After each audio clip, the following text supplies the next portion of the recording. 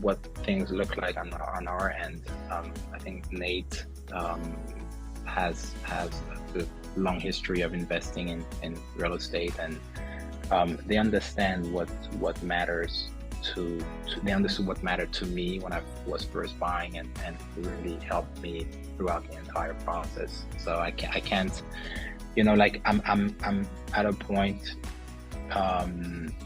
financially, I'm really doing quite well, and I think Nate has a big part to do with it. He was really instrumental when I first started investing in real estate, and can't thank him enough. Honestly, incredible person, great business. I strongly recommend it. Trying to figure out how to better manage my time and working towards putting a team together, because I know with where I'd like to go, we want to build this up within our family. Awesome. What have you tried before? Been doing buying houses and rehabbing, not to flip, but buy and hold. So I'd buy things and fix them up and hold on to them long term as rentals. What's the biggest takeaway you've gotten this meeting so far? Getting some knowledge about really, I think, some time blocking and getting some accountability. Some people I need we need to keep each other in check in on each other, and make sure we're staying on our targets instead of trying to do it all alone. Awesome. If someone was thinking of coming to one of these events, what would you tell them? If you're serious about it and you're really wanting to get into real estate at a level worth doing, by all means, the knowledge is power. And this is such a group of people that there's so much knowledge, and not just the knowledge, but genuine people who want to see you do well. Yeah, that's priceless. You can't put a price on that. All right, that's awesome. Thanks, Jeff. You've seen what other people have had to say. Now it's time for you to put this stuff in action for you and for your family. We'll see you at the next event.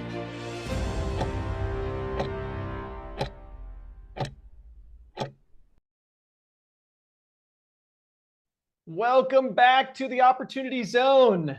Happy Tuesday, January 14th. Oh man, we've got a show in store for you guys today. So we're gonna be talking about rents. Will they grow in 2025? I'd like to know from you. Let me know in the chat as we flow with this. If you're following us on social media and you don't see a chat section, do it in the comments. Our team is watching. We're going through with you. We're jamming with you. We want to know from you, will rents grow in 2025? By the way, I have my favorite book today, which is called Tax-Free Wealth. It is an incredible book. Those of you that like to mitigate taxes or keep more of your money in your wallet at the end of the year, you're going to want this book, okay? The way that you can get this book, I'm going to be giving away a couple copies of it. The way that you can get this book is that you play full out in the chat. You engage, you have some fun, throw the ball back and forth with us by typing in the chat. And I will be doing a couple different little raffles, little prizes as we go. If you're following us on social media, you can also type in the comment section, and I will pick a couple of different winners throughout this. It's my little ethical bribe to get you to engage. And I do it because I know that you'll learn a lot more. So type in the chat as we go. We'll have some fun with it. Will rents grow in 2025? Next up, what is going to be the choice real estate investment vehicle this year? Will it be office space? Will it be multifamily? Will it be industrial? According to the experts, which real estate class will it be? We're going to be going through that today. We'll also be talking about, will the market ease up a little bit? Is there going to be more deal flow? Or are we going to be in this constant kind of stagnant period? We've been going through some slow growth period the last 6 months or so. Will the market loosen up a little bit? Okay, we're going to cover that today. All right, I want to know what you think on this. Will tariffs help or hurt us as real estate investor? As a real estate investor, will tariffs help us or hurt us? Just put help or hurt in the comment section. Help or hurt. I want to know what you think. Mark says, as notes come due, boomers will offload assets. I agree. I totally agree with you, Mark. Yes, Mark says, help. Yeah, so what will happen with these tariffs that are coming down the pipeline? Because they're coming soon, whether we like it or not. The new presidential administration coming in just 7 days, 6 or 7 days, they are pro-tariff. So we know that's going to happen. And then the other thing that we're going to hit today, we've got a deal for you. We'll go through that. We'll go through the details of that deal in just a couple of minutes here. And I also get the pleasure of hitting a little bit of a random topic, but I'll explain why it pertains to real estate in a bit. But will TikTok be sold to Elon Musk? Will TikTok be sold to Elon Musk? So all that and more. Before we get into the content of the day and the deal of the day, I want to hit one big win. And that's today. It's one of my favorite days of the quarter. It's distribution day. If you don't know what that means that this is the day that we're handing out checks. We're sending out ACH wire transfers to investors. And if you didn't get one yet, you might not be an investor yet. But we've sent over $300,000, over $250,000 just today. It's distribution day. And so watch for that. If you haven't seen it, if you are an investor of ours and you haven't seen one yet, know that it's coming. We're sending it. This is just the beginning, but I've seen that we've already sent over $300,000 today to investors. So it's a really fun time for us. Okay, so normally we open up this show with a bit of a prayer, and I want to do that, but I want to do a little bit of a lesson before I get too far down that rabbit hole, before I actually open with a prayer. And it's this: those of you that have read maybe parts of the Old Testament, or maybe you haven't read it, but maybe you've heard of a guy named Abraham, you can appreciate this story. So Abraham, he was sent on this journey basically to leave his homeland, just him and his wife, just take what they got and go. And he was told to go to this certain region, Canaan, and he did it based on trust. He did it based on this unconditional promise that God had given to him. Go forth, build this nation, and keep going. So here's the path. He starts down here in this lower right-hand corner. Let's see if I can zoom in on this. Right down here in a city called Ur. He packs up when he leaves, and he starts traveling. He doesn't go straight across the desert and cut west. Instead, he goes near his father's old stomping grounds, Haran, comes up here, and then starts to make his descent to go to the land that God told him to go. He gets to a place called Bethel. He sets up a tent. He builds an altar, and he's following what he's supposed to do, essentially. He's following that path thus far. And then what happens is that a famine strikes the land, okay? This famine's so severe that he gets scared. He deviates from the plan, and he keeps going south. You can see here these red lines. This is him continuing to go south. And he's going over to this area called Egypt, okay? Have you ever had fear step in the middle of one of your plans that you were trying to fulfill? Mark has? Yeah. I think if we're being honest, probably all of us have had fear pop up at some point. And so Abraham had fear. And so he starts heading south. He deviates from God's plan for him and starts heading to south. God did not tell him to go to Egypt. He just said, you know what? I got to get my wife and I some food. I'm hungry. He gets to the border of Egypt, and get this. He's nervous that his wife, she's a beautiful lady. He's nervous that they're like going to take her and kill him. And so he looks at his wife, Sarah, and says, hey, Sarah, these guys, they might, try to take you and kill me because they think you're beautiful. So I want you to lie to them and tell them that you're my sister. And that way they'll feed you, they'll feed me. Life is good. We'll be okay. Could you imagine? I'm trying to picture myself getting to the border of some, crazy country and looking at my wife, Jennifer, and saying, hey, Jennifer, I don't want to die and I want us both to be fed. Could you imagine turning to your spouse and saying that? Well, Abraham does it. And sure enough, he crosses the border and gets there, and just like he thought would happen, happens. These guys approach him. They're like, hey, she's beautiful. She's coming with us. She's going to be Pharaoh's wife. They play out the lie. They tell the guys that it's Abraham's sister. So they take her to be the wife of Pharaoh. And then Pharaoh gives gifts to Abraham. Not only does he get food, but he gets gifts.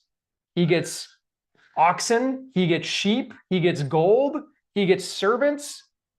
In modern day, that'd be like trading your spouse for a Mercedes, a Bentley, and a big stack of gold. Would you do that trade? Don't say yes. Don't do that. No way.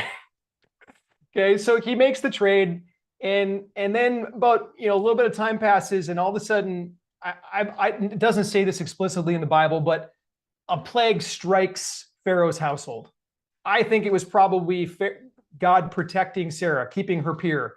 But a plague strikes Pharaoh's household. Pharaoh gets furious.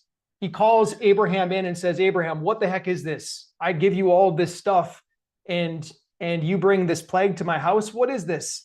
And so he kicks Abraham out, says, get out of Egypt, take the servants, take the gold, take the stuff, take your wife. I don't want her. Get out of here. Get out of my country. And so he slips out and he takes off with all of his newfound wealth and starts heading back home. Now, for a second, you might think, well, Abraham won that trade, didn't he? I mean, he's coming out looking like a hero. He got the gold, he got his wife back, he got food, he got everything. But before you go too far, I want to stop for a second and remind us, those of you that already know this, you can type it in the chat. When Moses gets back to his promised land, this place that he's supposed to build his nation of descendants, when he gets back there, his wife asks him to do something with one of his servants. We'll cover that in a second, but does anyone remember that servant's name? It starts with an H. Does anyone remember this servant's name? His wife's servant. Who is this person? I'm going to foreshadow a little bit here. Who is this mystery person? Okay. When Moses gets back, he doesn't have a child yet. And both him and his wife are getting old. And they're promised to have all these descendants. And so he's getting antsy. And he's like, I got to have a child. And his wife is feeling the same. And his wife thinks that she's barren. And so she turns to her wife, Abraham, and says, hey, you need to go make a child with our servants, with Hagar. And Hagar has a child named Ishmael. Ishmael is considered to be the father or a direct descendant of another religion that broke off at this time from Abraham. And if you look at this region today, right here, I mean, literally, this is now modern day Israel, Iraq, Iran, the Middle East. And if you look at today, what's happening with the unfortunate circumstances of the war that's going on over there and all the lives that are being lost, you could look back and say, well, hey, did Abraham really, the father of the nation, the one that had all these descendants, did Abraham really walk out of that scot-free? You see, fear sent him down a different path. Fear sent him to Egypt. Fear ended up bringing Hagar home with him because Hagar came from Egypt. Hagar was an Egyptian slave.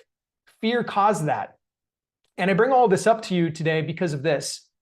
When God puts something on your heart, whether it's a new career, maybe it's an investment that you're making, maybe it's a big move in your family you're thinking about. If God puts that on your heart, follow what God's thinking.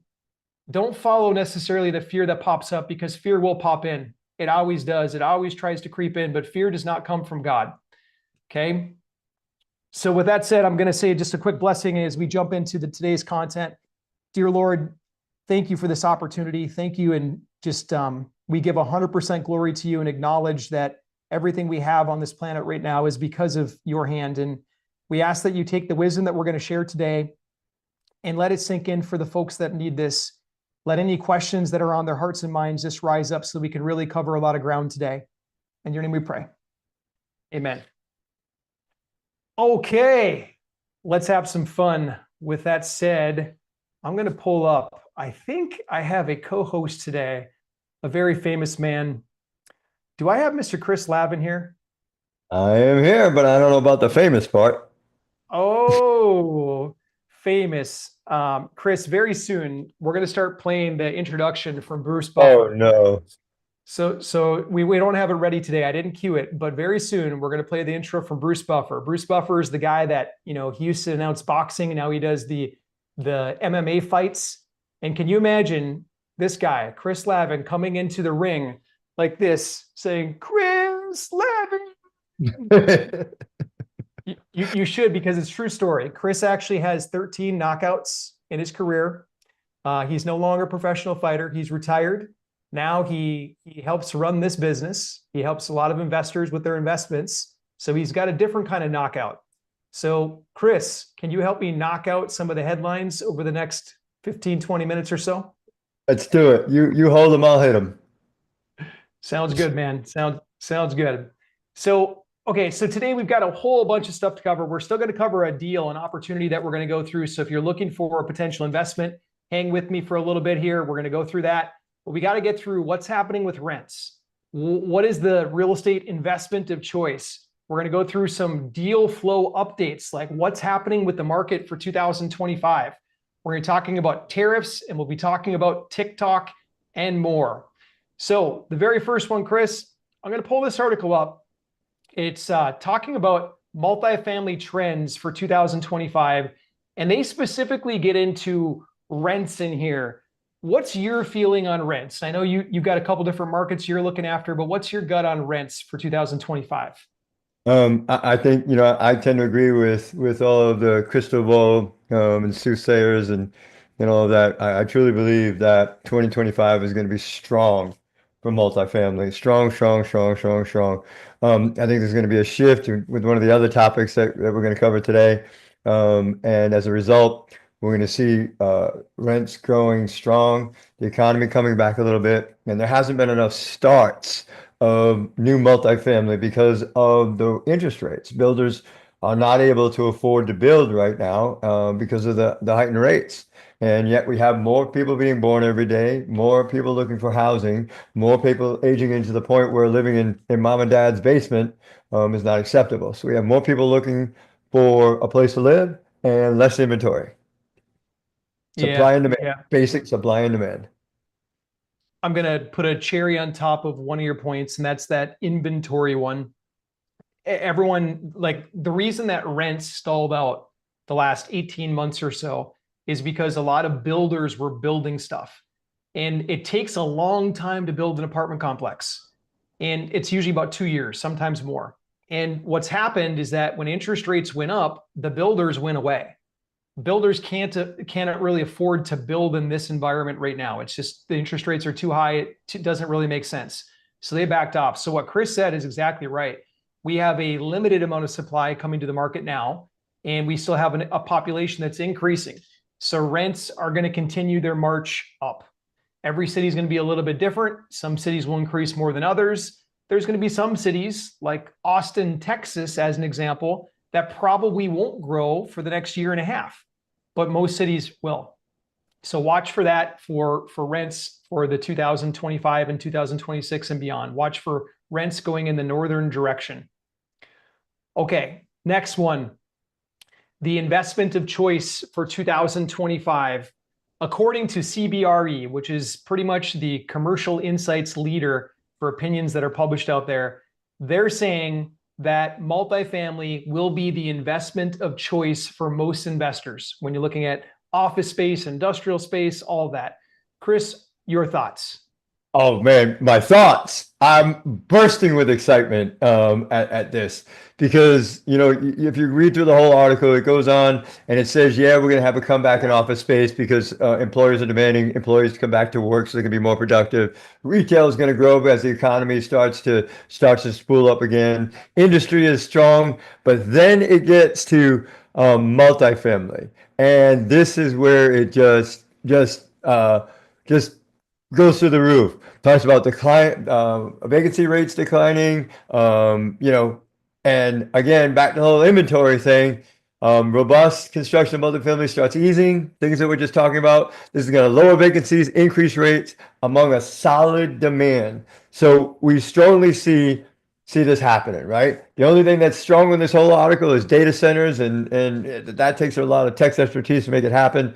Multifamily in the commercial space is the investment for the next 3 to 4 years, hands down.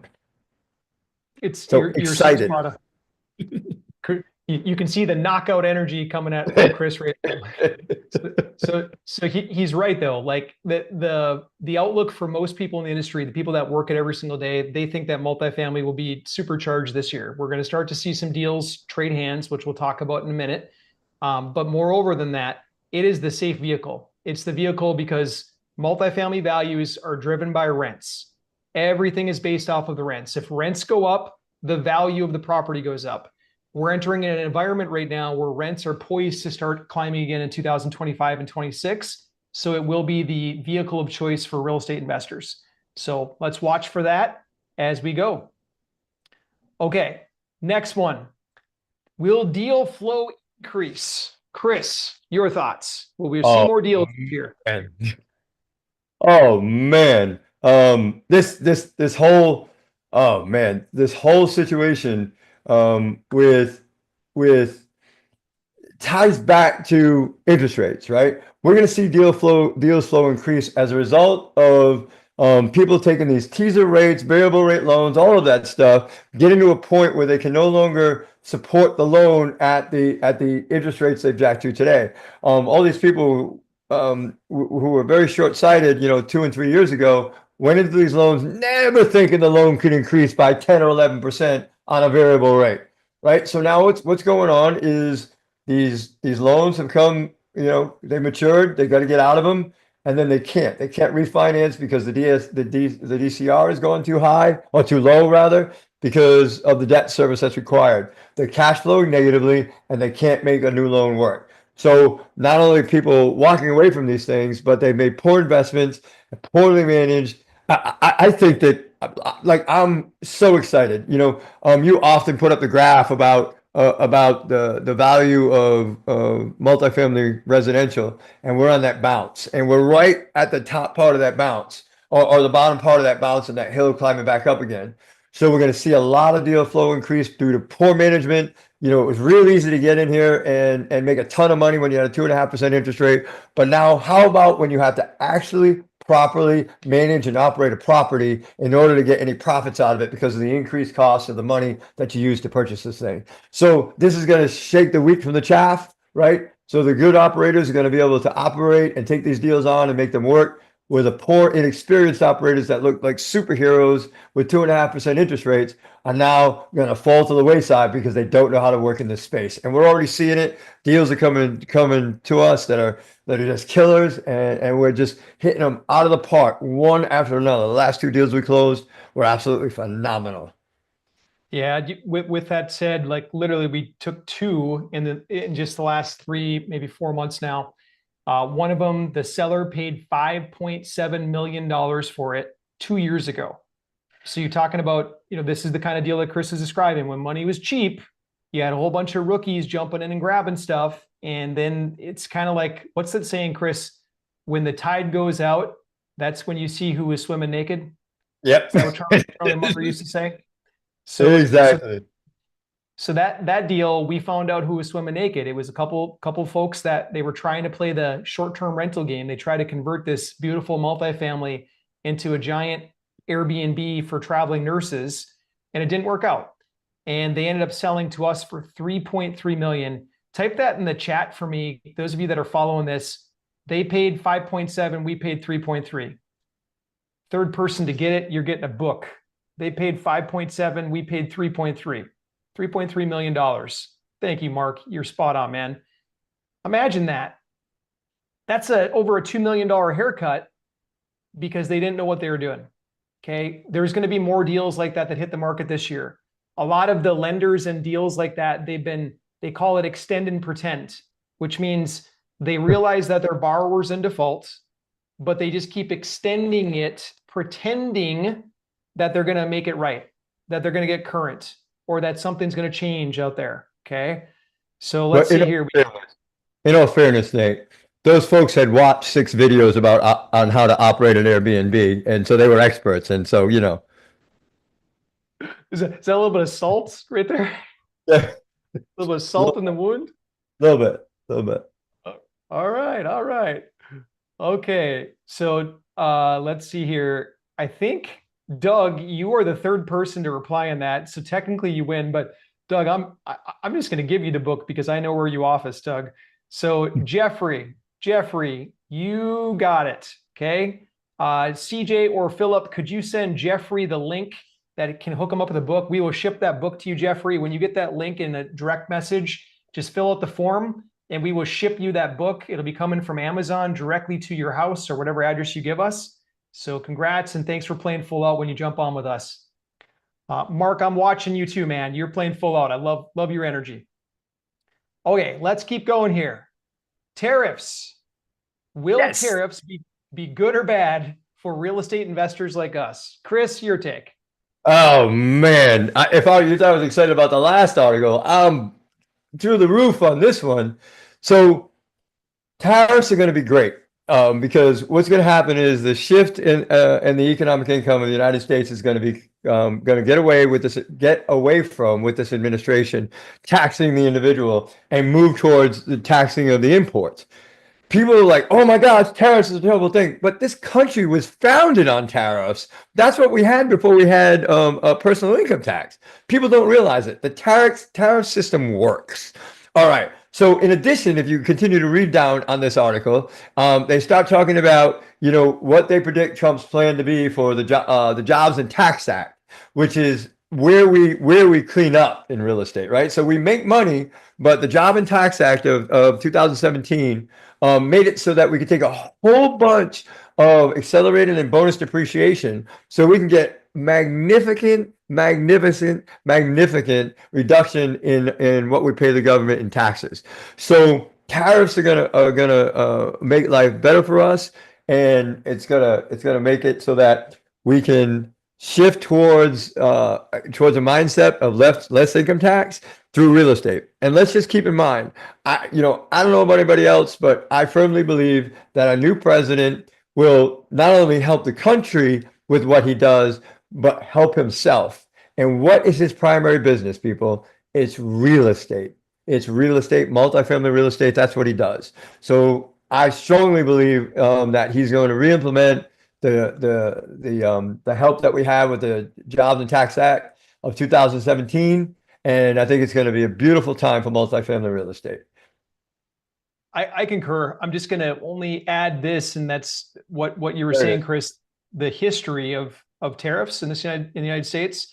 Doug put an interesting phrase in the chat. He says the external revenue service. So instead of the internal, the IRS taking money from us, the way that this country was built and funded government at least was through external tariffs. Remember, the United States was founded after the Boston Tea Party. We got sick and tired of paying taxes to a nation that the king in the United Kingdom that didn't represent us, or we didn't have representation in front of him, rather. And so there were tariffs after we finally broke free. The United States had tariffs on imported goods. It wasn't until 1950 that we got rid of tariffs. They still exist a little bit today, but for the most part, we made them go away after 1950. All the way up until the 1860s, there was zero income tax. The only reason income tax slipped through the cracks is because President Lincoln needed to pay for the war, the Civil War. So he said, hey guys, we're going to have a 10-year tax. It ended up being 11 years. But after 11 years, it got repealed. It was stripped out. And then it slipped back in 1913. So in 1913, income taxes started coming up and tariffs started going down.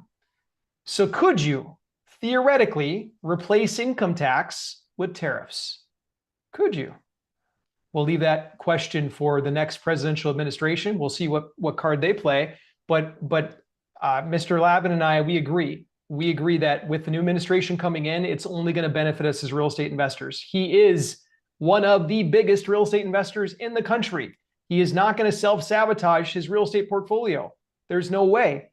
He doesn't get paid enough to be president to self-sabotage his entire portfolio, billions of dollars of real estate.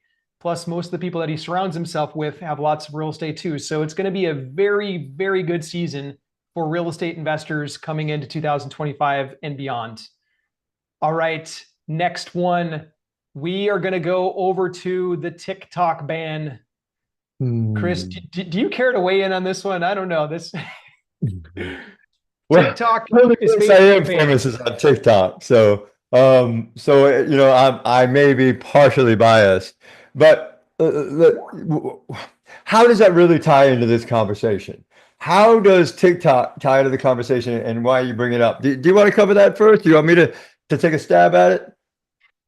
You can stab all you want, Chris. All right. So you got to know that TikTok has got the most viewing and most followers of any other social media platform, right? So when we go to advertise or reach out to people to get to meet new investors, find new properties, all kinds of things to put our message out, basically, the place that we go currently is TikTok. So that's why it's an important aspect of real estate investment, because it's where a lot of people collect their knowledge. And believe it or not, there's these crazy statistics that some people actually get their news from TikTok and all of this other stuff. It's shifting away from things like Yahoo and all of those other, and Facebook and all of those other media platforms. But since it's so important to us as a marketing tool, that's why it's so advantageous, or in my opinion, helpful, if Elon scoops this up, takes the Chinese government or the Chinese companies out of it, and makes it an Americanized company. I hope he does. Make it part of X. That would be a great brand extension. I'm really hoping he does. Now, another thing that I want to point out there is, as of the 19th, you will still be able to get on TikTok. TikTok doesn't go away. Just to be clear, on the 19th, there will be no further updates allowed in the software to allow in the continental United States. That's what's actually happened. And so eventually, over the course of time, it'll stop working on certain iOS and other devices, and therefore making it unusable. So we got a little bit of time, but I'm hoping that our buddy Elon goes in there, and politics aside, just for me, my own personal benefit, I hope it becomes an Americanized company. And if Elon Musk is the vehicle, I'm all for it. Yeah, those of you that are using social media, or if maybe you never have, if you have not used TikTok yet, it is powerful. They figured out a lot of bells and whistles to connect with people. We use it to connect with investors just like you. We get a lot of investors that come to us through TikTok. Every single day, people are watching our videos and looking at our properties and things like that. So it's a very, very powerful tool right now. Cool. Let's move over to our opportunity of the week. And it's this. If you are looking for fixed income, meaning you have a reliable monthly check coming to you, monthly return coming to you, then you want to pay attention to this. This is a fixed rate. It's paying a fixed rate of 10%. And I know that seems a little bit high. Maybe even seems too good to be true. The reason that we can do this is because we're in the business of buying these industrial assets. Multifamily is our main game. Our secondary game, we've been buying industrial assets because manufacturing's been doing very well. And we've been buying them. They look kind of like this. Let me pop it up on the screen for you in full view. We've been buying these shops across the Midwest, producing things. And what we've noticed is that every time the word tariff comes up, every time, especially since Trump won the ticket, we've been getting more and more orders at the facilities that we presently own. And so therefore, it's paying out really good cash flow. This is the second most profitable fund that we've had the blessing of managing in recent times. And so we're able to pay a really good return on this. If you're looking for fixed income, you can come in as a lender on this opportunity. This is the piece of real estate right here. If you like to make a loan on real estate, it's a commercial building, looks kind of like this. If you'd like to have a loan on a piece of equipment, we have multiple machines inside this facility that are worth over $100,000 each. You could do a lien on something like that. But ultimately, we own this under cash flow fund number 7, and we're looking for lenders to come in and be a lender on it. It pays out 10% fixed income every single month that you are a lender on the deal. This is for a shorter term commitment. It's not a multi-year commitment. It's an 18-month commitment. You can come in and be in a loan position with us on a highly profitable investment for us. If you're wondering like what we're doing with them, we're basically taking these businesses that are when we buy them, they're dated. I'll give you an example. This present one that we're buying right now, it's been around for 100 years. It's been profitable the majority of that time. It's been there forever, and it still is today a profitable place. It has Department of Defense certifications, but they need to be updated. They need to have systems installed. They need modern day phone lines and technology and things like that that can actually make it a viable business going forward. And so we've been coming in and doing that, and it's working really well. We've been doing it with these shops that you see on the screen right here. And we've increased our top line numbers since ownership on a lot of these by 20%, but we've also increased the bottom line, the net profit, by double digits as well. We've almost doubled it, 13% up to 23%. So we're doing very, very well bringing these things to today's era and making them good functional businesses. If you're looking for a fixed income opportunity where you can make double digits on a secure investment, then look no further than this one. If you're interested in this, the next step is this: book a call with our team. Doug or Sue, if you could put the booking link in the chat section. Looks like Sue beat me to it already. Sue put the booking link in the chat. Doug and Sue are partners. They're investors. They've been working in this space for a really long time. What you do is you book a call using that link. That call is a quick interview process. It's two-way. We want you to interview us and us to interview you. We don't want or need $1 from anybody. We only want to do deals with people where it actually makes sense for everybody. There's a mutual benefit across the board.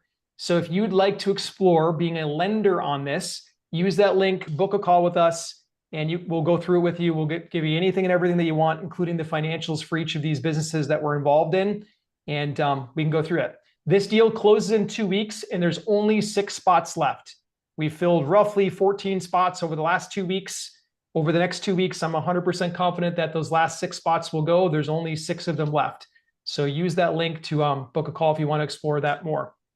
Chris, as we close out, is there any more thoughts that you're having on just multifamily or the market in general you want to hit? Yeah, I'm going to go back to that whole multifamily being one of the safest vehicles at this point, where you get the tax benefits as well as the income, right? So we not only generate predictable incomes, but we explore tools and ways for you to save on your taxes. So at the end of the day, the net is significantly better than any other commercial investment out there. If you're looking for tax savings off of your income, then this is the way to go, multifamily. If you're looking for just to put some old cash in the bank, industrial is the way to go. And I want to address one thing. You started talking about the industrial loans as being too good to be true at 10%. Let me explain to you that is the interest rates we pay to the banks on what we call bridge loans. So paying you or the bank is the same thing for us. We can do either way. We'd much rather pay you than to pay a large institution. That's why we do this, right? So yeah, we put investors together to make these things happen. But at the end of the day, our company's motto is to impact the world in a positive place, in a positive way. So as much as we like to make these deals happen, we like to make them happen with the best and most positive impact. And I'd much rather have you have that 10% to give to your grandson to go buy him a new bicycle than to put in some CEO's pocket at some bank somewhere. So that's the reason that we do these things. They're not too good to be true. These are basic business facts. We'll pay you instead of paying the banks. So either way, we can help you out with the tax and the long-term generational wealth, or we can help you out with cash flow. It's up to you, but we're here to help no matter what. And if it's not for you, please, we just ask one thing: invest wisely with a lot of research into the people you deal with, and a lot of research into the deals you're doing. I would hate for you to lose money that you've earned by hard labor or with your time. So yeah, that's my last word. Beautiful. On that note, we'll close it out. Thank you guys. Appreciate having you. I'll answer the 2 questions too. Lori, yes, it is accredited. Thank you for that question. Sorry, I didn't hit that. And Mark, this one's a 506C, so it's set up for accredited investors only. Great questions today, great engagement. Jeff, we'll make sure we get you the book. If you didn't get a message from CJ, then message us one way or another, and we'll get the link over to you. I think CJ got it to you though. All right. Thank you guys. We'll see you next week. Thanks everybody. Bye. Thank you. God bless.